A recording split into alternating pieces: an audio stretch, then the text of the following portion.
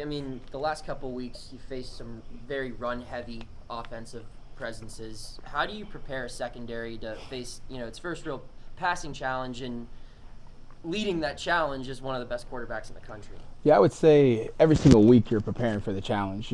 At practice we do Skelly or 7-on-7 twice a practice. We're seeing pass routes and we're preparing like the ball is coming to us every single time. But at the end of the day, these guys are going to throw the ball. I think they threw it 42 times on us last year. I can't remember exactly what it was. But obviously, they're going to put in there, but they want to be able to run the ball too. But you're always up for the challenge. This is why you come here to play, so you can be placed in these positions to be able to make these plays, and it's up to us to go out there, challenge those receivers, challenge their quarterback, and make some plays on Saturday. To us, it looked like Donovan was all over the place, making plays and looking really confident in his first start. What was your grade out on how he performed in his first start? Donovan played well. Been noticing it though. You got to look at it for Donovan. So he was at Florida for 2 seasons. So he had 2 different DB coaches and 2 different defense coordinators. He came here last spring, so that's his 3rd coach, 3rd defense, 3 years. So for him, it's just been a progression and a process for him. You see it from the spring to the summer to camp. Then he gets in against Wofford. He had 14, 15 snaps against Wofford. You felt his comfortability. Then he gets in against Cincinnati. Then he ended up with 36 snaps against Cincinnati and finished that game as well. So you can see as he's coming along, his comfort level and getting comfort within our defense and comfort of being coached by myself as well, because that's a relationship piece too that he's got to have comfort with, of being able to go out there and execute his job. So you've been seeing it throughout these months of just him going out there and just gaining that confidence as he continues to understand the defense more. But he played very well on Saturday. He was leveraging the ball well and made some good tackles. Yeah, Cory, what stands out to you about him as a tackler? He's a good tackler. What you see his wrestling background. You see it, the way he scoops and goes after those legs and everything. So you can see the way he shoots on those tackles. You can see his wrestling background from high school. But he did a good job.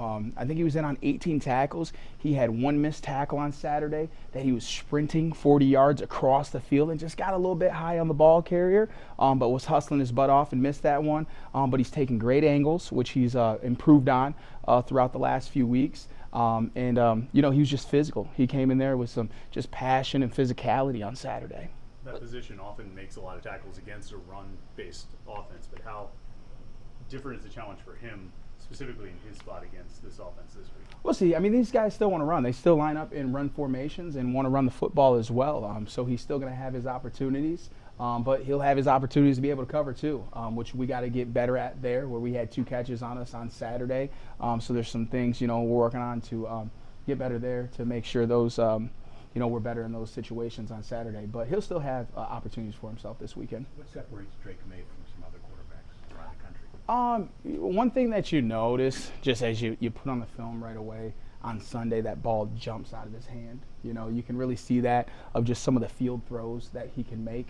Sometimes he's moving out of the pocket and he's throwing back across his body to the middle of the field. So you're seeing him throw multiple different throws on the field. You're seeing some corner routes, tight level 2 ball right there to that receiver, splitting some guys. So you can see that he's a quick processor, and at the same time too, he can escape. He can escape out of the pocket and extend plays. He's a good runner and he's a good thrower. So he's a dual threat type guy from that standpoint with a good arm. They have the same quarterback, but it feels like their skill position's a lot different. What have you noticed about this year's skill group around Drake? They got good players, but you go into UNC every single year. Downs was drafted in the 2nd round. I think they had 2 receivers drafted last year. Before they had another 2 receivers drafted. So they've had this year in and year out since we've been facing them.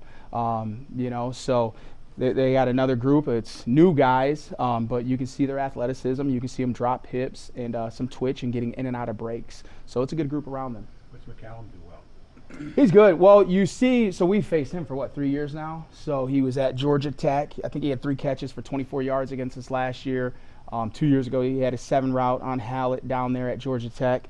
But he's a quick twitch guy. They get him the ball on some jet sweeps and things like that. They get him the ball quick on some screens. And what happened was I don't think he played too much in the first 2 games. Then something happened on the outside, and they moved one of their slots outside and moved him into the slot, and he took advantage of his opportunity.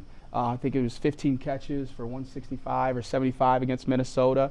So he's a quick guy. He tracks the ball well. He finds the ball. And he can make some moves after he gets the ball in his hands. PJ had 0 snaps on Saturday. Was that a demotion, or is he all right? How has you seen him? Yeah, he came out there and he practiced his tail off today. So he was a little bit banged up last week. A little bit later in the week. Then, so Donovan got the start, and Javon went out. We moved him to the field. And those two guys were just out there. They were playing well, and Donovan was moving around well. And it became a run-heavy game, okay? So it became a run-heavy game, which really plays into Donovan's favor there. So those guys were rolling, playing good, and we just kept the hot hand playing.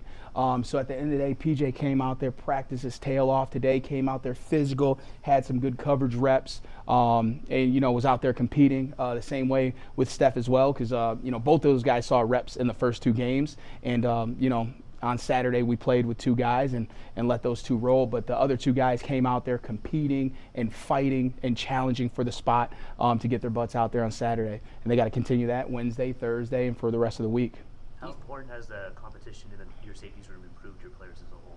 Competition is always good, right? So if you come in here every single day and you don't got somebody behind you pushing you, human nature is to be complacent and lazy. That's reality. I don't care what we do. If it's football, it doesn't matter. It's your job, the next man's job, whatever it is. So you got to have competition to maximize who you are.